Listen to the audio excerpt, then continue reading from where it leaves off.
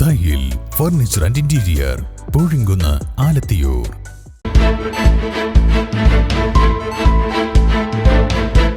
നമസ്കാരം, വെട്ട ന്യൂസ് ക്യാപ്സൂളിലേക്ക് സ്വാഗതം. പവൻ goal Tirur. Stadium നിർമ്മാണത്തിൽ കള്ളക്കളിയില്ല, തുറന്ന കളിയാണെന്ന് chairperson AP Naseema.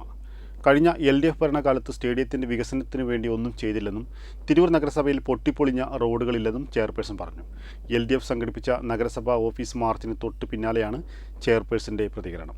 Tool max wholesale and retail near Imbichibava hospital, Chammaravattam road, Alathiyur. നഗരസഭയുടെ സ്റ്റേഡിയം നിർമ്മാണത്തിൽ യാതൊരു തരത്തിലുള്ള കള്ളക്കളിയില്ല. ഇത് വളരെ തുറന്ന കളിയാണ്.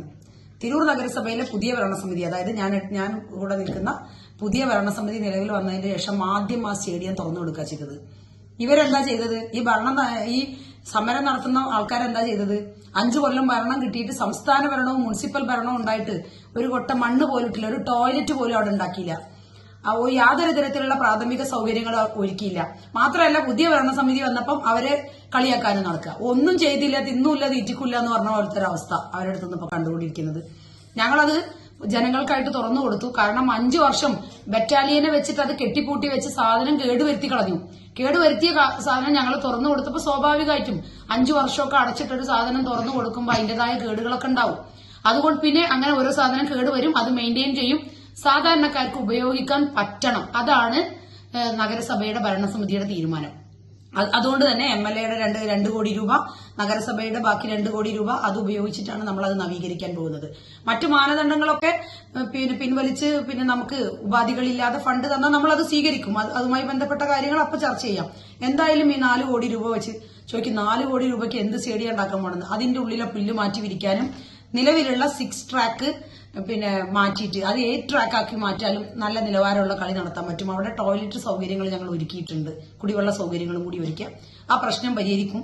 പരമാവധി നമുക്കറിയാം, താനൂർ മണ്ഡലത്തിലുള്ള ആളുകൾ പോലും തിരൂർ നഗരസഭയിലെ സ്റ്റേഡിയമാണ് ഇപ്പോൾ ഒരു കായികമേള നടത്തണമെങ്കിൽ, ഒരു കലോത്സവം, ഒരു കായികോത്സവങ്ങൾ നടത്തണമെന്നുണ്ടെങ്കിൽ പോലും നമ്മളുടെ സ്റ്റേഡിയത്തിൽ വന്നിട്ടാണ് അവർ ഉപയോഗിക്കുന്നതെന്നും കൂടി ജനങ്ങളൊന്ന് അറിയിക്കാൻ വേണ്ടിയിട്ടാണ് ഈ ഒരു കാര്യം പറഞ്ഞത്. തിരൂർ നഗരസഭയിൽ അത്രത്തോനം പൊട്ടിത്തകർന്ന റോഡുകളൊന്നുമില്ല. നിലവിലുള്ള 38 കൌൺസിലർമാർക്കും ഫണ്ടുകൾ യഥാസമയം അനുവദിച്ചു കൊടുത്ത് നല്ല രീതിയിൽ ഇവിടുത്തെ റോഡുകളൊക്കെ നവീകരിച്ചിട്ടുണ്ട്. കഴിഞ്ഞ കൌൺസിലൊന്നും ഒരാൾക്ക് പോലും പരാതിയില്ലാത്ത രീതിയിലായിരുന്നു ഉണ്ടായിരുന്നത്. പിന്നെ മാത്രമല്ല, കഴിഞ്ഞ റിവിഷനിൽ എല്ലാവരും ആവശ്യപ്പെട്ട തുകകൾ ടൈൽ ഫണ്ടും അൺടൈൽഡും ഒക്കെ ആയിട്ട് എല്ലാവർക്കും വെച്ച് കൊടുത്ത് എല്ലാ കൾവെട്ടുകളും റോഡുകളും ഡ്രെയിനേജുകളും ഒക്കെ നന്നാക്കി ഏതാണ്ടൊക്കെ മനോഹരമാക്കിയിട്ടുണ്ട്. ഇനി കുറച്ചുകൂടി, ഞാൻ 100% ആയി എന്ന് പറയില്ല, ഇനിയും കുറച്ച് വർക്കുകൾ നടക്കാനുണ്ട്. അത് ഈ വേനലോടുകൂടി പൂർത്തീകരിക്കും. നമ്മളെ സൈലന്റ് നഗർ റോഡുകളൊക്കെ വേറെ ശോചനീയാവസ്ഥയിലുണ്ട്. അപ്പൊ അതൊക്കെ നമ്മൾ വെച്ചിട്ടുണ്ട്. ഇനി ഇത്തരത്തിൽ കേട് വന്ന റോഡുകൾ ഈ വേനലോട് കൂടി, കാരണം നമ്മൾ ഇപ്രാവശ്യത്തെ റിവിഷനിൽ എല്ലാത്തിനും ഫണ്ട് വെച്ചു അത് നന്നാക്കാണ്ട്. ഈ ഒരു സമരം നടത്തുമ്പോൾ ശരിക്കും പറഞ്ഞാൽ അത് നഗരസഭയിലേക്ക് അല്ലായിരുന്നു നടത്തത്. ഞാനും കൂടി വരാം, നമുക്ക് LDFനും നമുക്ക് എല്ലാവർക്കും കൂടിയിട്ട് സെക്രട്ടേറിയറ്റിക്ക് സമരം നടത്തുക നന്നാവുക. കാരണം എന്താന്ന് വെച്ചാല് ആ 7 റോഡിന്റെ ശോചനീയാവസ്ഥ എല്ലാവരും ഒന്ന് പോയി കണ്ണു തുറന്ന് കാണേണ്ടതാ. എത്രയോ ആളുകൾ ദിനം പ്രതി അതിലൂടെ പോയിക്കൊണ്ടിരിക്കുന്നത്. ബൈക്ക് യാത്രക്കാർക്ക് കടന്നു പോകാൻ പറ്റാത്ത രീതിയിലാണ് 7 റോഡിന്റെ അവസ്ഥ. അത്രയും ആഴമുള്ള കുഴികളാണ് അവിടെ ഉള്ളത്.